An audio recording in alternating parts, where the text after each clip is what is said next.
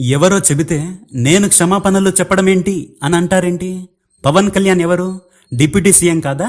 2 లక్షల పుస్తకాలు చదవలేదా? 30,000 మంది ఆడపిల్లలను తీసుకురాలేదా?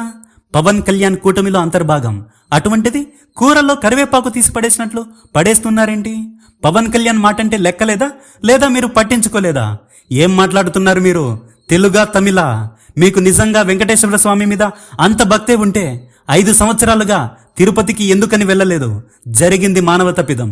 6 మంది చనిపోయారు, అనేక మంది గాయాల పాలయ్యారు తొక్కిసలాటలో. అలాంటిది దాని మీద బాధ్యత తీసుకోకుండా కనీసం సారీ అని 2 అక్షరాలు కూడా చెప్పడానికి మీకు మరీ అంత నామోషా?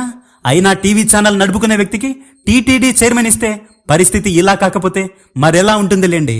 నేను షాక్ అయింది ఎక్కడంటే, క్షమాపణ చెబితే చనిపోయిన ప్రాణాలు తిరిగి వస్తాయా అన్నారు. సరే, మీరు క్షమాపణ చెప్పకండి, చనిపోయిన ప్రాణాలు తిరిగి వస్తాయేమో చూద్దాం. ఎవరన్నా దేవుని మీద భయము, భక్తి, తప్పు జరిగితే తప్పించుకునే వ్యక్తికి కాకుండా బాధ్యత తీసుకునే వ్యక్తికి టీటీడీ చైర్మన్ పదవి ఇస్తే చాలా బాగుంటుంది బాబుగారు.